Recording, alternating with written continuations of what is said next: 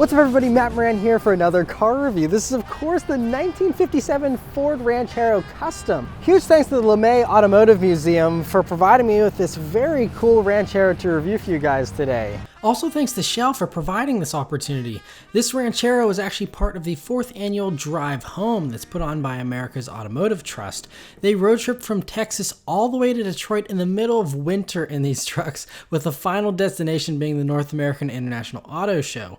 This video was actually filmed on the first day of the drive. So about the 57 Ranchero, where this is the first year of the Ranchero actually, this brand new idea from Ford, although the Australians have had Utes and there was Ford Model T trucks and things of course, but this is the first time you have a car body combined with the truck bed. So they just took basically one of the two-door station wagons they offered back then in 57 and just put the truck bed in instead, and I think it really caught on. It was a very popular thing. Chevy 2 years later copied the idea with the El Camino, so clearly it was successful for Ford here. And so this first version, the 1957 one, it looks really great. It has Thunderbird inspired looks there up front with the last year of the single headlamps before everyone went to the quad headlamps up front there, and just a very bold chrome grille, very 50s. I love the hood ornament there. It's almost like a gun sight there going right down the middle. Very, very cool there as well. And coming down to the sides, I just love the wraparound windshield. I love the side mirrors here,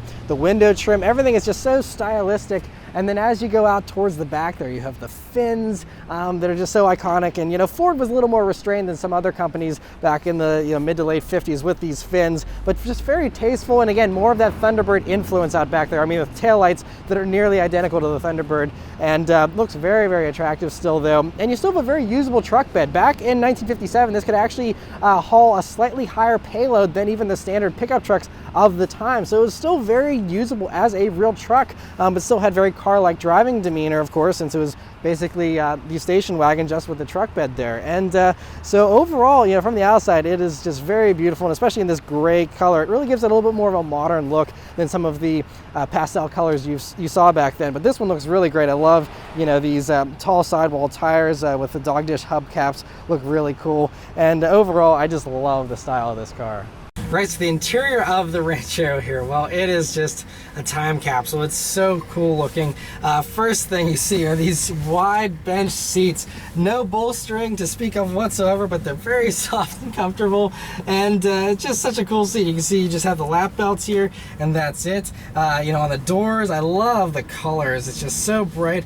You just have a little armrest here, a door pull thing, but everything is real metal, That's one thing I love about modern vehicles that are slowly getting back to that. But this, felt way nicer than even modern cars do with the interior materials in here. Everything being real metal for the door handles, the window crank, which is manual, all of the switches here for the lights, the wipers, all that stuff. I love the, speedometer and everything is beautiful looking. You just have a radio, your heating controls, and a clock, and an ashtray. And then that's basically it. A little glove box. And so there's not much to this interior, but man, it is beautiful to look at. Alright, so setting off in the 1957 Ford Ranchero here. Well, this is the oldest car I've ever reviewed here on this channel. There's a lot of firsts here. It's the first thing I've ever driven from the 50s. Previously, the oldest car I drove was a 1967 Mustang, so this is a totally different experience even from that. Another thing is this is the first time I'm driving a 3-on-the-tree manual transmission, which is another different experience, but it's the same basic mechanics as any other manual transmission. It's just on a column here instead of on the floor, and whenever we go to some lower speeds, I'll show you how that works. But first things I'm noticing out on the road here is, you have this nice long hood to look out over, but it makes it very easy to place in your lane because you basically have these gun sights down the fenders there, and so you can see exactly, where the fenders are at versus cars these days. A lot of those hoods just shrink and you don't even see what's really in front of you as far as the vehicle goes, and so I love that. I also love looking at that hood ornament as you're going down the road. You also have this curved windshield, which means you basically, the A-pillar is way far back here, so the visibility is excellent. Very easy to see forward. I love the little vent windows. You just have one side mirror here on the left. On the right, there is no mirror at all, so you just look over your shoulder, and that's it. And so all kinds of things that as modern drivers we take for granted, having a passenger side mirror, which is crazy. Other things here though, well, the car likes to wander. This one's on bias ply tires, which is what it originally came with. A lot of people upgrade to newer, radial tires, which do make the handling a little bit more up to modern standards, although still a far cry from a modern vehicle. But these tires do like to go where the road's going, and they definitely, every little groove and rut, you kind of have to fight it a little bit. It's not aggressive or uncomfortable or anything. It's just something that, compared to modern vehicles, they basically drive themselves. There isn't any kind of correction really needed most of the time in modern vehicles.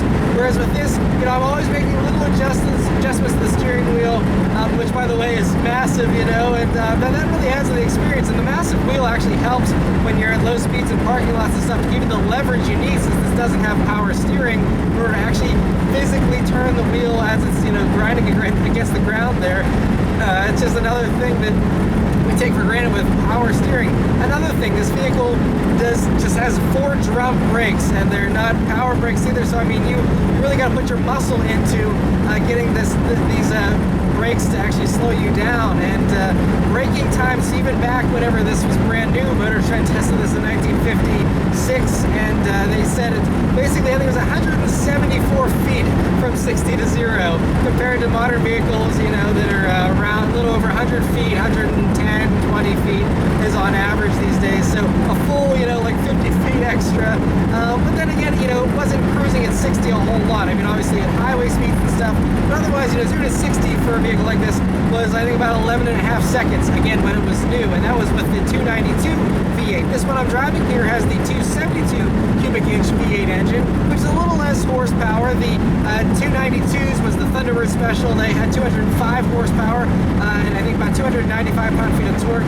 This 272 is a little less. I've seen numbers. This one is quoted at 190 horsepower, but I've seen numbers ranging as low as 168 horsepower. So that's just something, in that range is where you're at here, and probably in the mid-200s as far as torque goes.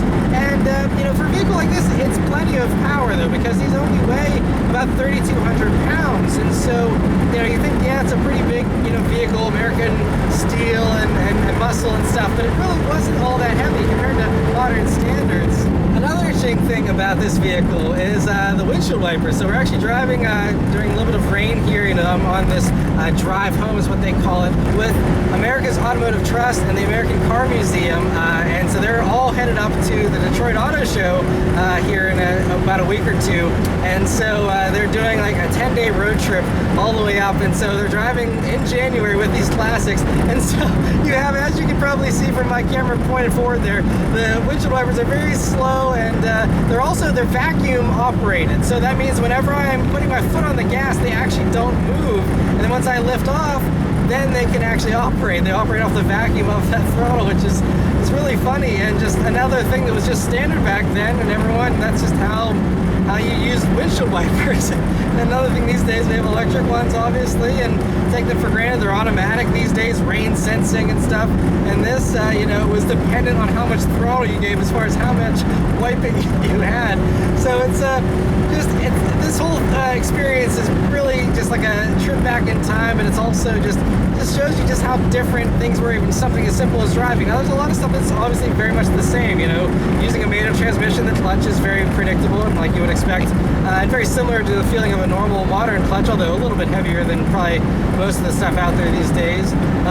But it just, all the things just aren't so driver oriented. I mean, throttle response is immediate since it's a physical throttle cable, and you just have a normal naturally aspirated engine. The brakes, again, since they're all mechanical, there's no disconnect, there isn't any kind of weird stuff going on, no ABS or anything either, no safety features, but very predictable once you get used to them and learn how they work. Another thing is the steering. I mean, you talk about steering feel in modern cars, and this is pretty good. I can get a little bit of vibration, a little bit of a sensation. This, it just blows them all out of the water. I mean, you feel tons of vibrations, tons of resistance. You can feel all kinds of stuff. Now, it is a fairly light steering whenever you're up at higher speeds here, even though it's not power steering. Again, thanks to the larger wheel and just the steering ratio here.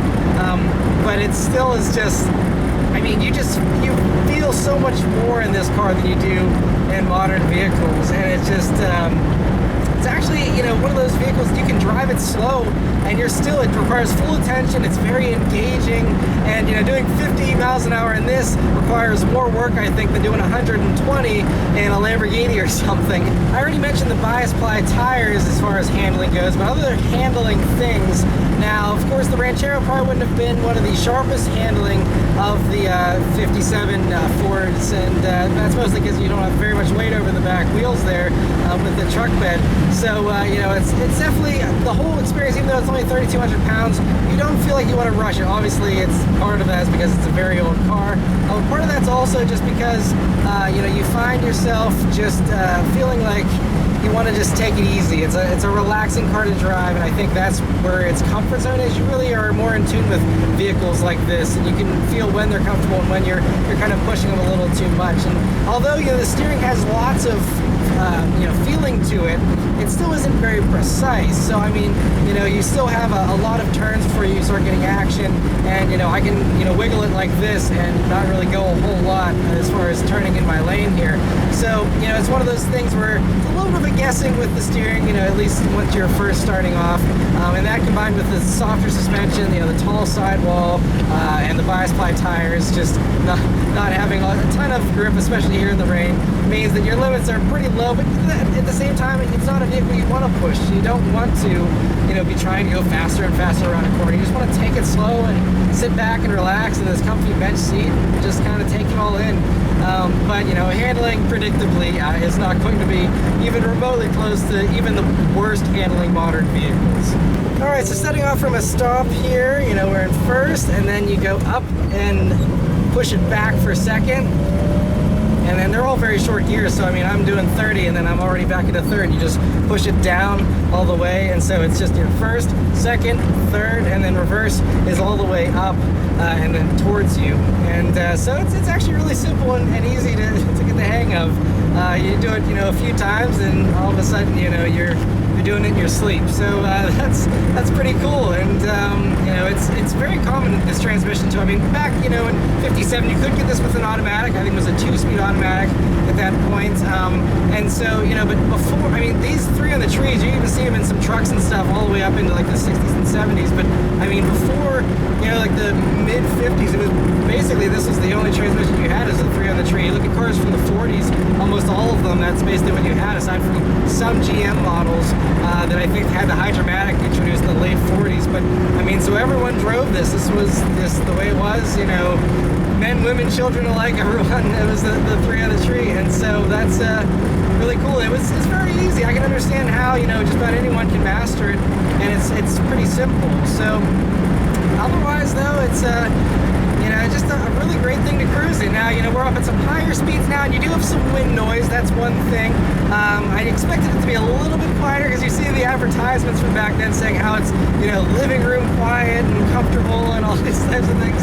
You definitely have some wind noise, definitely way more than what you get in any kind of modern vehicle. Even like a modern loud vehicle like the new Miata is way quieter than this. So it's not bad. You just have to kind of raise your voice a little bit when you're talking on camera, or if you're in higher speeds talking to a passenger or something like that. But again, these vehicles very rarely were sitting at 65, 70 miles an hour. It's usually they were doing around the town stuff, and even highways, the few that were around in the mid 50s, even then a lot of them didn't have super high speed limits or anything, so you're doing 55 on the highway and that's it. I'm doing about 50 right now, and it's not too bad as far as the sound goes. I think it's just one of those things that does eventually, it would wear on you a little bit over a longer drive, more so than modern stuff. And you have a radio you can just crank on and kind of relax and listen to that if you wanted to. But it's just a really nice thing to drive. I've always loved classic vehicles. I definitely want to have several at some point in my life. It's a totally different experience, and until you drive one, you can't really understand. You think it's just that rolling sculpture. It's a nice thing to look at. Maybe you think they're just slow and outdated, which is true, but it's also a lot of fun. And it goes back to the theory of what's more fun, driving a slow car fast or a fast car slow. And with everything these days being so overpowered, it's fun. I mean, we're in a golden era of muscle, don't get me wrong. I love it. I have a 2019 Mustang Bolt I absolutely adore, and I love all the muscle car stuff, and having 480 horsepower in that is a blast. But you know, this takes way more of my attention than my Bullet does. It's way more engaging. I mean, that car is phenomenal and fun and stuff.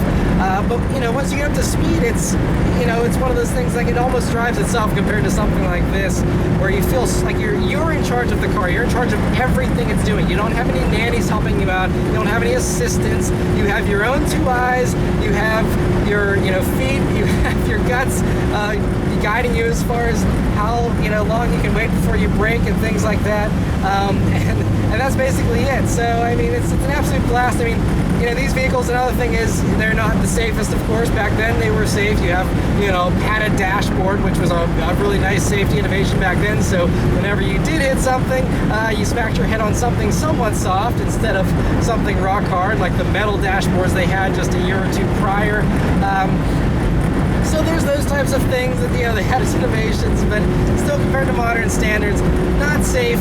You know, I'm just wearing a lap belt and that's it. So my upper half is on its own and stuff, but at least you wouldn't be thrown out. And I mean, this is something I think was actually added in. A lot of vehicles even back then still did not have them, and I don't think it was even law to have seatbelts until the mid 60s.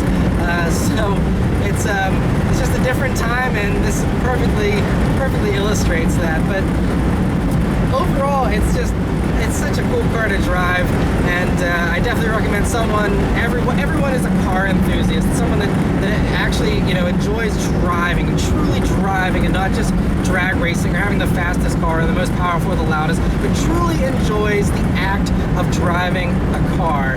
You gotta drive a classic at least once in your life just to see the stark difference between modern vehicles. Even stuff from the 80s is a cakewalk compared to driving something like this. And so, yeah. Anyway, huge thanks once again to the LeMay Museum for bringing out this Ford Ranchero, and huge thanks to Shell for providing me with this opportunity. Thank you guys very much for watching. I'll see you on the next one. Take care.